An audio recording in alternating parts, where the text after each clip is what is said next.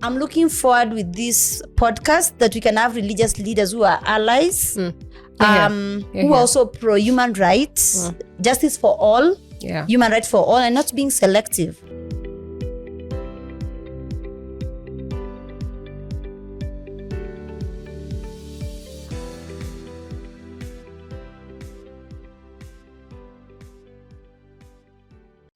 Hey, my name is Nyambura Mundia. I am the host of Swaiba, the Audible African Woman, and I'm so excited about this series. The series we are starting is called Faith, Feminism and Freedom, where we're talking about gender roles or religious norms and how those perpetuate or could prevent SGBV. And I would say this topic is very important to the work we do, especially with my guest who will introduce herself very, very, very, very soon. I tend to appear in the world as a budding theologian or a young theologian who is also a woman, but I'm also a gender and development expert. And I find myself having difficult conversations for both words. And to help us just place the base today is my dearest friend, sister, and colleague, who is well respected in this country, for the conversation we're having, but also for the contributions she has personally made in the struggle of faith, perhaps feminism more, and freedom the most. Ms. Mwikali, please introduce yourself. Thank you. You're making me blush. I'm like, that's my profile. Yeah. It is a wonderful profile. So nice to be here. Thank you, Mundia. Yeah. I'm a big fan and a baby of Usawa and also Swaiba. We are humbled. My name is Rachael Mwikali. I'm a Pan-African feminist, activist, community organizer. I don't know if I will say a reformist, church goer, or I'm just somewhere there. Yeah. But human rights defender. And for me, why this conversation is important is especially now the state of religion or faith, feminism and freedom. Yeah. With the ongoing crisis we are seeing in Kenya and everywhere where we are having the rise of religious, evangelical, patriarchal fundamentalists growing. Yes. Which takes away also rights of women and non-conforming people, or even just people in general. This is true. But also I think for me, it's important also deep diving internally. Yeah. And looking also, sometimes when you're told, go back to your childhood or now you've been brought and the kind of institutions that were available to socialize us, these are more religious spaces. This is true for all of and us. The kind of impact they have made, both positive and negative, at the same time, how do we use it to advocate for human rights? Social justice, as I usually say, Jesus was a social justice warrior. He was. Feminist analysis, if you look in terms of, was it the sex worker who Jesus worked closely with? Yeah. And the role of women also was in vilified religion. for the longest time. Exactly. But now has been made to a saint. That's why I'm excited about this episode. And happy to unpack, not only just give a testimony, but also confess. Yeah. Because most of the time, testimony, you give the positive part. This is true. Yeah. And you know what? I can't wait to have this conversation. But because you and I would go into rabbit holes, because we exist in this dichotomy, I think to help us have this conversation is a person who people do not see. Our very beloved, and I keep saying that she has the perfect cut when you see our audiograms. Our podcast strategist, Miss Jambi, who will not be in the camera shot, but will be asking the questions. And so we'll tell it to her. Forget her. Just listen to the questions that she asks. I hope not hard questions. You can trust her to make it difficult.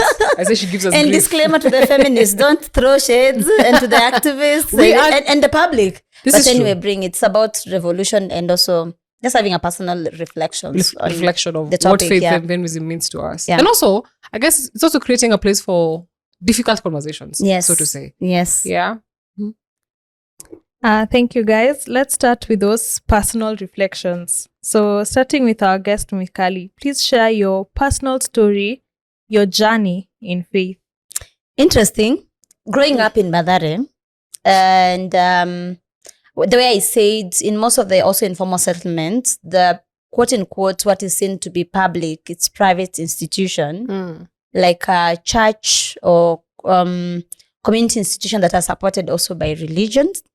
This is the thing people will not believe. I used to be they are very active Sunday school and kids club Gwara participant. That is a lie. Even I can't believe that. Serious. In a church called IPC in Mathare, for the Mathare people they know. I'm those kids who used to go to kids club every Wednesday. And I never lacked to, like every time I was there, I used to get a present until the whole curriculum would finish.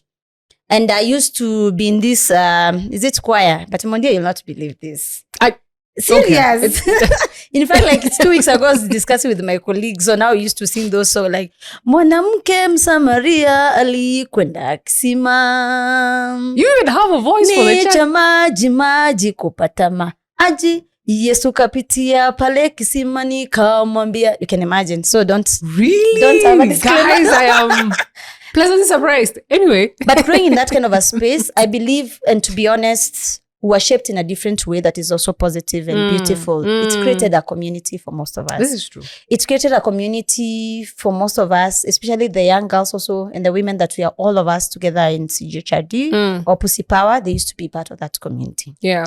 But as we grow in this process, I think the way you are saying also having conflicting issues. Yeah. That's when we started realizing first, there's a way also opportunity are not equally distributed. And not only just to the church I was going, but also to other religious spaces I used to see. Yeah. You know, most of informal settlement, we have more churches than even any public institution. This is true. And then women's rights was never the way it was. But also what used to make me sad is also the victimization of women, or if people agree to have even consensual sex, and the normalization of gender-based violence, especially because that's the context I'm coming from. So with time, engaging with different institutions, learning and learning, seeing how things are socialized, I was like, now I'm re-questioning my faith. Your faith. But not re-questioning that my faith is bad, but why are these things happening? Yeah. And why is the church not taking the role that is supposed to take to be in charge of social justice? Yeah. So making long story short, somehow I backslide, as people say backslide, but it does not mean I don't have my own faith. I have my own faith. Yeah. It made me also like start now becoming spiritual more. Like how does spirituality and what you believe, but at the same time going now to school, when you started reading history, that's why I started questioning about the religion part of it, and started asking myself like, why would religion come to Africa? Brought by missionary who are an African. The colonial element of faith. Colonial element of faith. Yeah. And we used to have our own traditional way of worshipping, not being respected, also which respected women, but at the same time dividing us human beings. Like you see, if someone sees a Muslim, let's say you are someone is an atheist, someone is a religious person, but you find in one or another, people are told, kama we ni Mkristo kuja hii side, kama we ni Muislamu come this other side. Yeah. So I felt it was not okay. That's why it was quite divisive. Still pray, not that I don't pray. I respect people's religion. I respect people positioning on faith. Yeah. But also I critique it. Their part, I don't take it. But also the progressive part, I'm like, let's use it because it's important. We can claim it for ourselves. We can claim it, Yeah. I think for me, I can't escape the conversation around faith because I've been brought up, as a matter of fact, our village church is built on our land. And my grandparents were, the forerunners or beginners of that church. And my parents, especially my mother, have continued to serve in that church. And so we were brought up, literally, the church and our family, there's no distinction, right? And perhaps that's why I ended up doing a degree in theology. But I think, so for me, the degree of theology in theology was just a confirmation to what I believe is a call in my life. Like our teacher used to say, see the hand. I have always seen the hand in terms of pastoral care. And that comes to me naturally. It's a grace that I carry. But then when it comes to the institution of church, I find myself in loggerheads with it. Even as I was looking for being ordained as a young Black woman in the church context in Kenya. Because some questions that I would go through, even in the ordination process, were very sexist. Yeah. Right? And were very dehumanizing, right? But it's those things that pry into the agency of a woman, but also how the formation of the church is formed in very patriarchal norms. And I do know, because I was in class and we had African women theology, and we had amazing professors and teachers, instructors, who might feature on this series. I do know that there's a space for interpretation of the scriptures to actually mitigate GBV, but also allow us to see women in their full personhood. So because I don't see that often in places of worship, I almost exist in a dichotomy. So I'm feminist, but also I'm a theologian who is willing to serve in the church, but can't because it means that I would have to conform to a patriarchal norm that dehumanizes or, dehumanizes me as a woman. And so I can't be part of that. So most of the time I find myself existing outside the church institution. Whereas I do know that even what we do with you, you know how it is so easy for me to incline into pastoral care and ministry. So yeah, I find myself in a world of dichotomy. And sometimes, as I said, the easier thing to go because is the institution of faith, because you can still hold to your personal faith. And perhaps this is why this conversation is important, because you want a faith that does not restrict your freedom. Exactly. You want a faith that affirms other values you behold, like feminism, right? And that is not always straightforward. And I like what you're saying, because when Ms. Njambi was asking about freedom, you take me back, even reflecting a lot of my childhood. They were saying being in an IPC, which is it a Pentecostal or whatever, and having where also, like my mom got baptized, is it by Bethlehem Church? It's like a version of Divine Church. Okay. So you can imagine the kind of intensity. And then also part of my life when I used to go to also when I was in the village, Catholic. And you could see this kind of knowledge. They didn't have freedom. Yeah. You're given a different version, you're So also you're conflicted. Yeah. So if I was to be free, what does freedom look like in a religious or in a faith-based space that also, if you're talking about feminism, where a majority of constituency of audience are women and girls in churches, not men. That's majority true. of men don't go to church. That's The true. majority of people go to church are women. So what does it look like for especially an African woman? Yeah. I'm sure we'll get to it. Exactly. Yeah. Thank you so much for sharing your stories. And I think even as you were speaking, it's becoming clear. We can see the faith aspects, freedom and feminism. But what we are not seeing, is there a linkage? There seems to be the idea that these are distinct parts of life. And I think that's what society also believes or propagates each of these three things to be. So is there a linkage between faith, feminism, and freedom? Can they coexist? I think so. They should. I think even in the order of, we can, talk about specific creation story, but just reference the Bible creation story. When God created everything, he said, and I use the term he because that's what is in the Bible, it was good, right? So I believe in the value system of creation, everything that exists should be good, and freedom is not to be contested, right? And when we talk about feminist principles, it's about equity, it's about love, it's about interrogating power and making sure that you're not oppressing. The Bible is very clear in terms of how we should treat those people who are under us or are underprivileged. So, and that is just in the mere basis of justice. So, and those are the values that feminism embodies. So, I think the world as it is separates these things, and therefore the dichotomy that we exist in. But then when it comes to how it should, I think actually faith, feminism and freedom should forever exist together, right? Yeah. Because for me, I sit in a different perspective. And in this perspective of, when you talk about, let's say, faith, feminism, and freedom, where your faith depends on the things you believe in. The other people, their faith is based on the universe and what the universe brings. There are people, their faith depends on whoever is giving them that political education. And now putting my art of activism, the way I see faith or religion is the same way I see human rights work or feminist work in terms of political education. Yeah. Because it's a way of also like learning or value clarification. Like when you go to school, the way you're taught 1 + 1 is 2 or 3, blah, blah, blah. But what I feel that has been done different is about unpacking and critiquing without being judged of, is it blasphemy? Yeah. Blasphemy, yes. Blasphemy. Yeah.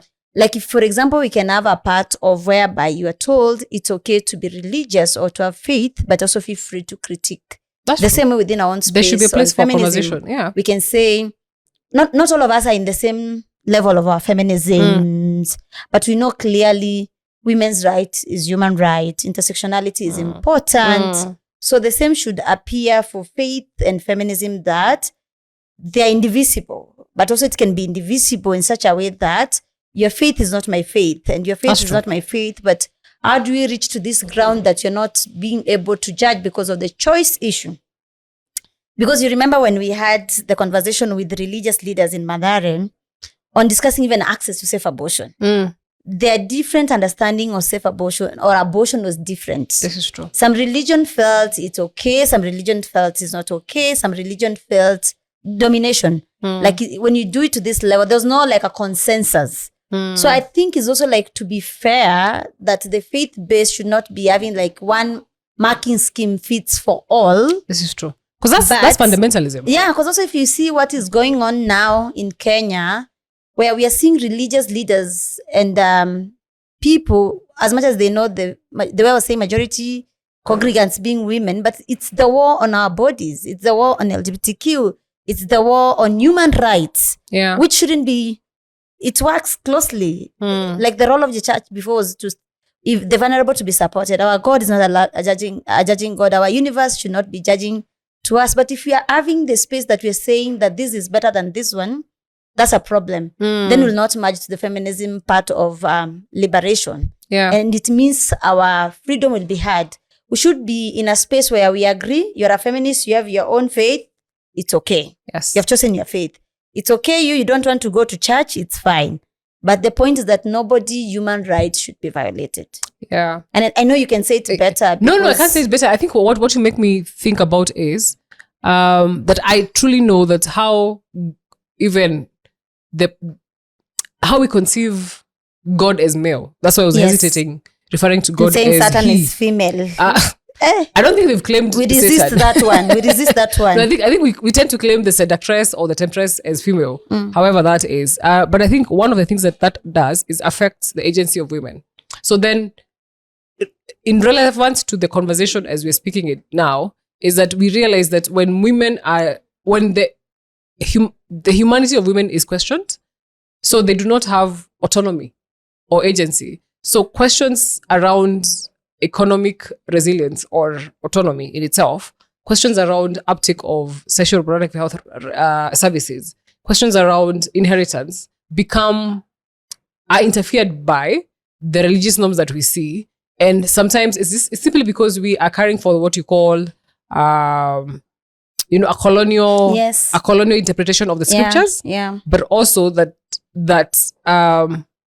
we are not willing to have the conversations where, because if we had the conversation, we all know that God is not male or female. Exactly. God is spirit. And we don't see how the main interpretation or looking at it that way perpetuates GBV. Yes. And denies the uptake of things like social reproductive health services for women, and also safety for minorities. Yeah. And I think when you bring me to that conversation, now this is where Miss Njambi was like, bring me now to my other faith hearts. Yeah. If you look on our creation story was design, which also I critique it. And the way we talked about when you bring the aspect of colonialism or neoliberalism, that most of the missionaries who are coming to Kenya are from the Western country. But hand in hand with the colonialists. With colonialists, there was a part of oppression that was being curtailed by religion. Yeah, it was a tool. It was a tool to brainwash us as Black people. Yeah. And then looking where we are now, and this one I usually say with all the due respect of people who are religious, I respect your religion, your faith and everything, is that even the way the songs are designed, and especially when it comes to things to do with inequality, coming from a community where there's a lot of inequality. Yeah. You're always told, like this song that I get it mostly in our community, sisi ni wageni hapa duniani. Maisha mzuri ni binguni. We are visitors in this world. Yeah. And a good life is in heaven. Sisi ni wageni hapa Mwikali can't duniani. believe you can You see? But you find there's no life after here. Life is here. If you're talking about human rights and accountability, if you're talking about ending GBV, is here on earth. We don't know the heaven. Nobody went to heaven and told us how heavens looked like. And they came and gave us a report Yeah. that I was in heaven. There's no GBV. There's no discrimination. There's social justice, or there's equality. So some of these songs, they make us get brainwashed, and I think it works for certain constituency. Yeah, this Another is true. part of it that makes us also feel brainwashed is when you're told, especially now when you talk about GBV, if a woman come to report a case on GBV, and the way we say the church also is very patriarchal, I know there's some progress where we are seeing also women leaders who are progressive taking up leadership. You find you're told if your husband abuse you, and this is why it's important also for value clarification on religious leaders. You're told, huyo ni shetani, alimuingia, tutamuombea, tutatoa shetani. But you can't reduce criminality and saying Satan. You've never seen that Satan. And you can't say if your husband has been abusive or your partner, when they reduce it, they were saying devilish or evil being reduced to us women. Already it's a root cause of problems, a root cause of inequalities, a root cause of injustice. And that's why it's important to unpack. And I'm happy that Swaiba, we are doing this podcast of saying, yes, we agree faith exists in this level, but how do we deal with it? But also the positive side is that when things also go tough, we have seen women going back to their knees and praying for their own faith. Yeah. We have seen that religious spaces being a space of also community collective care. This is true. Yeah. For women, And for shelters. minority. Yeah. We have seen a space of religious space being a space for even inclusive of minority and being a space of being supported, being loved, being cared. But why do we let the same space being used by Western to fight us amongst ourselves? You see what is going on in Uganda. People like Sharon Slater, who is pouring money, influencing even Kenyan politics to be more Western of violating Africans, violating people, violating women. Because let's be honest, Mundia, women also, we must have that space of choice that how many kids you need to have or not to have. The religion that we know is not religion of saying women should not have the choice and the support or not being supported. It's about women's rights, about human rights and everybody. So we should also acknowledge, and this is the thing, maybe I need to put it clear in this podcast, which camera is going to State House? This one. Yeah. And it's going to the whole world. That the anti-choice movement and anti-right movement in Africa, in Kenya, is supported by the West. It's supported by the West. This we are seeing the protection or whatever when they're saying family. What we know when you're growing up, even in the church, the family is also a community. That's true. It was never our conceiving of family as Africans is not father, mother, and children. Exactly. Or a boy, a girl, a man, a woman. No. It was a community. So if you're talking, we're bringing policies that are criminalizing women, then we're not supporting faith, freedom, and feminism. And feminism. No. Yeah. So we've highlighted the state of SGBV, SRHR, that is sexual reproductive health and rights, and human rights for all. We've talked about the current state in Kenya, right? And what faith-based institutions have to do with that. So as we go into this series titled Faith, Feminism and Freedom with Swaiba podcast, what are both your expectations? What are the conversations you're looking forward to hearing, to the desired outcomes even after this conversation? What should we be expecting as the audience? Go first. I go first. Oh gosh. I think for me, it's that this conversation is long overdue and I hope it continues. One is that we are hoping to unpack, have religious leaders that we respect, both of all faiths as we can, to come and just give us a baseline in terms of what are the resources that are available for us to talk about gender equality for some and feminism for some, depending on how far the spectrum can be pushed. And how do we use, because we all acknowledge that religion, or let me say this, the misinterpretation of scripture has been used against women for a long time. And some have left, some remain. Some have left these faith institutions and some have left. I think for us as Swaiba and the Swaiba community, and to say, especially the two communities we're working with in Mathare and Kibra, which are largely Christian and Muslim, but also African tradition, is what are the difficult conversations that we need to have for us to find solutions that allow faith leaders to be resources when we think about policy, but also public opinion around norms and GBV, but generally how women should be treated? I think on my side, one is, I don't say it's a very difficult conversation that we are having. I feel it's the right timing to have that conversation. But conversation from a point of view, not coming with your biasness of what is religious to you and what is not religious to me. Let's learn, unpack it, and reflect to whatever it's going on into our life currently. Secondly is around, if it's possible, the way we said majority of congregants are women. Yeah. The religious leaders to understand if women are violated, they'll not come to their church. So it means they'll not get offering. This is a business model. It's a business model. Yeah. So the money that they're supposed to get as tithe or offering, when a constituency that you are also leading is not free, numbers will decrease. So when numbers decrease, it means you're not getting your profit.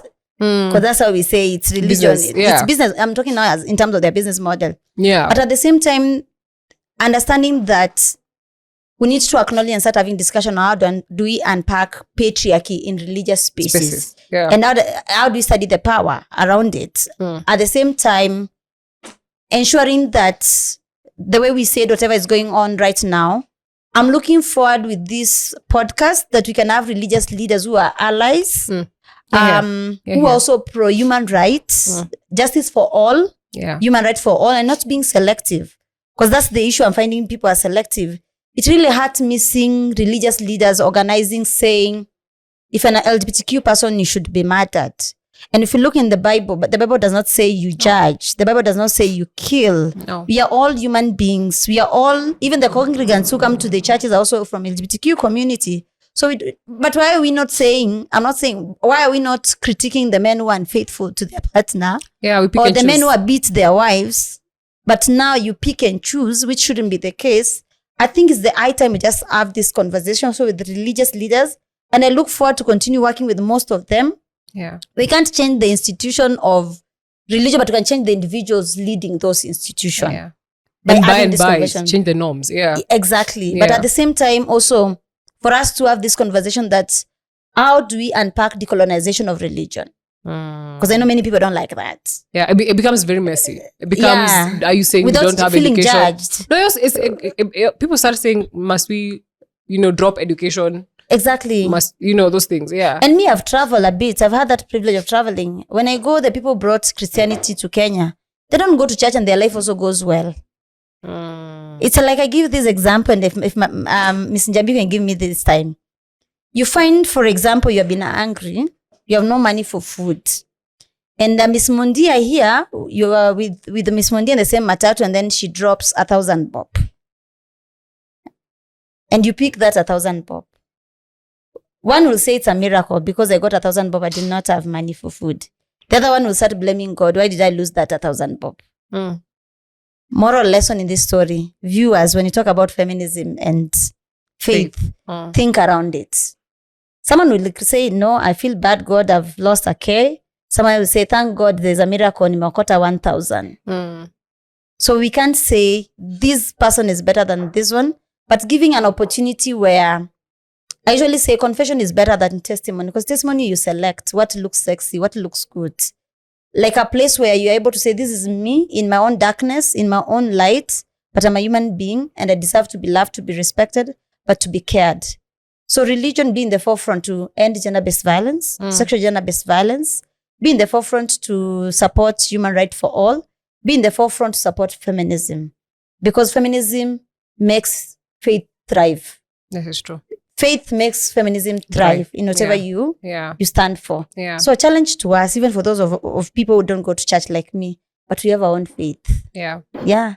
Yes. As we finish, I have one final question for each of you. Okay. As you sit before us, you are kind of representatives of, on one end, religious leaders, and on the other end, communities, congregants, people in faith, right? And we'll be asking our guests all through the episodes. For the leaders, those of you who have been trained as theologians, as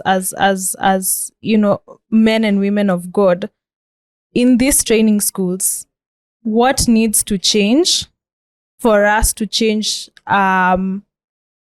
conversations around gender and towards a gender progressive society in faith-based organizations and faith institutions. For the congregants or for the community, for those who are trying to reimagine or to reclaim, renew their faith, what is it you feel needs to change or needs to happen within your own faith for you to feel that kind of renewal? Should you go first? Well, I think if I go first, I would start with the highest, which is let's have more women, in positions of power. I know we do have 2 bishops in this country, and one was my teacher, and I know what that has done in terms of just navigating the conversations we're trying to have.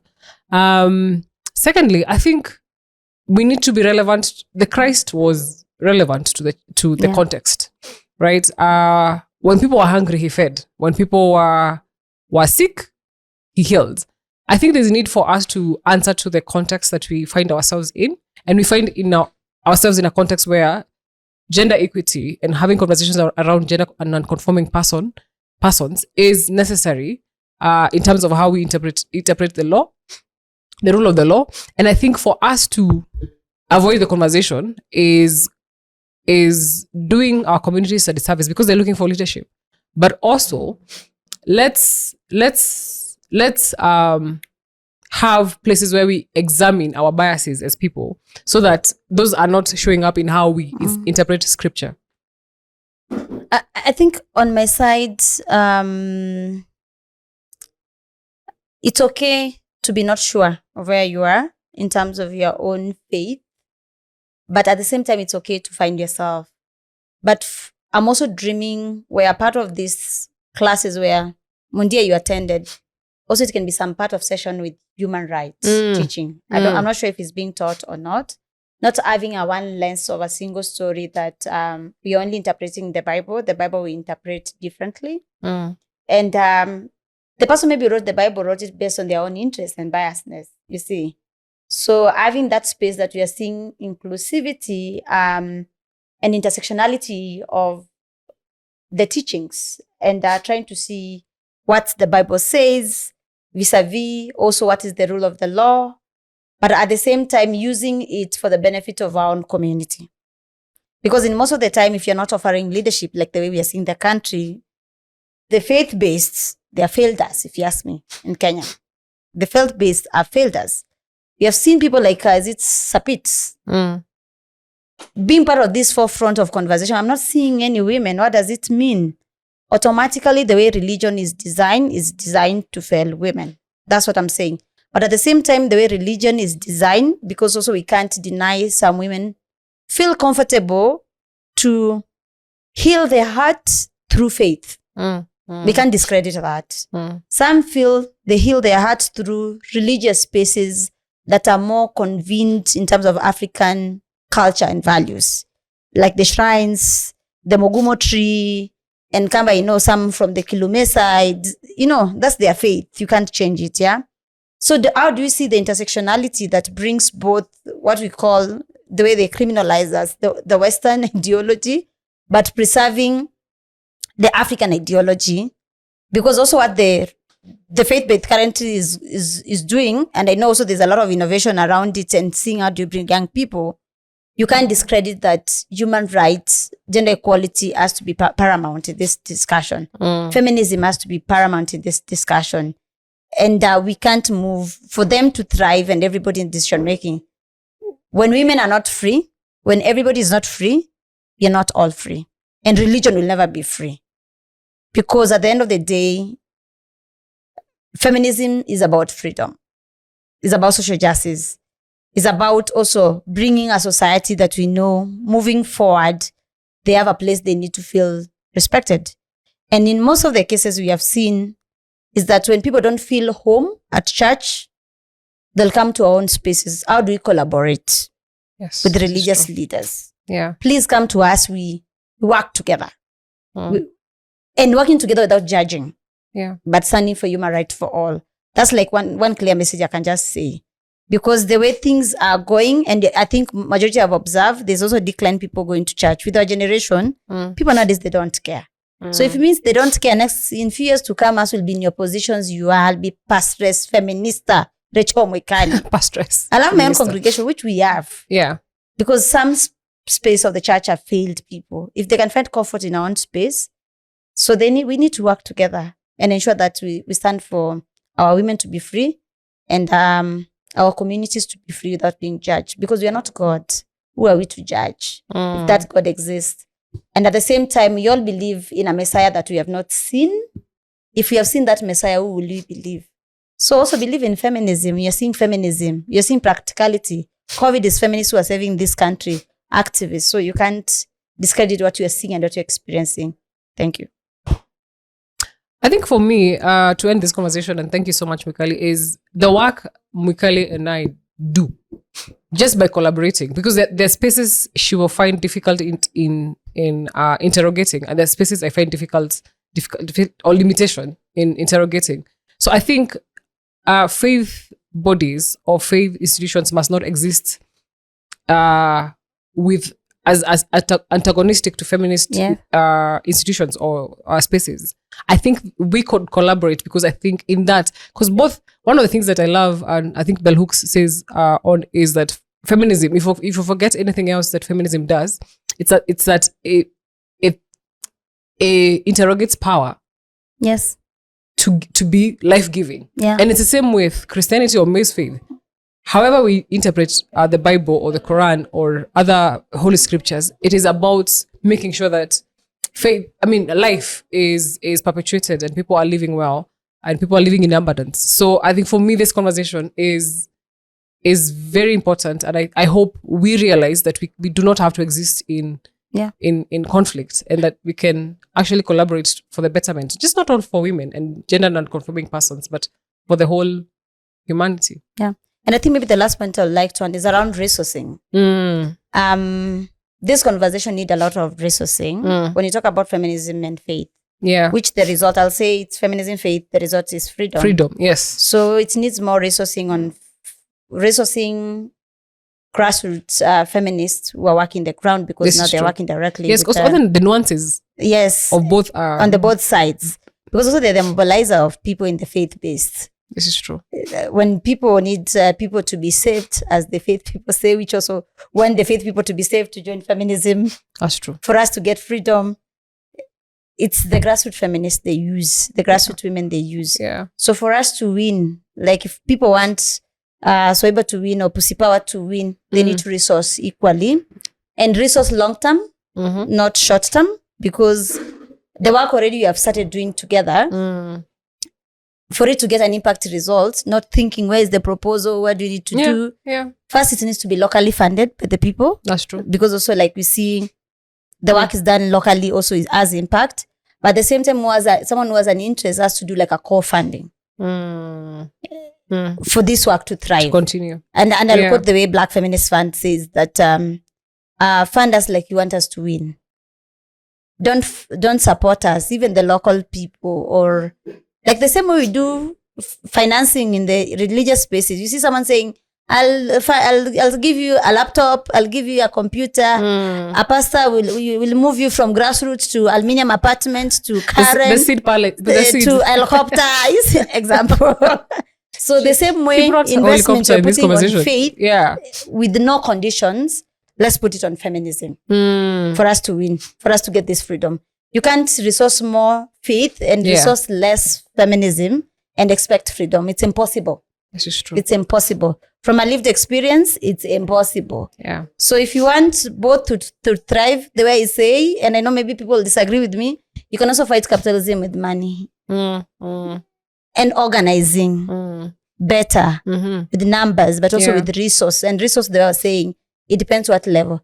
So for us to win on this side, resourcing, any funder watching this, resource, feminism to win, to change all this problematic patriarchal happening in Kenya, it needs resourcing. Yeah. Not like that. The same way, we are seeing also anti-choice opponents, opposition being resource. So resource the progressive voices also. That's true. And support them to thrive and to win. Yeah. Yeah. Well, I think this conversation, one, cements two things. Why Rachael Mwikali is one of my closest friends and why the work we do is amazing and has impact, but also the fact that this conversation is needed. Tune in for this and many more, because I'm telling you, we'll try our best to go to the depth of it, but also touch on the specifics of what freedom and feminism would mean in the context of faith. Asanteni sana, and looking forward to a value clarifying Yes. series.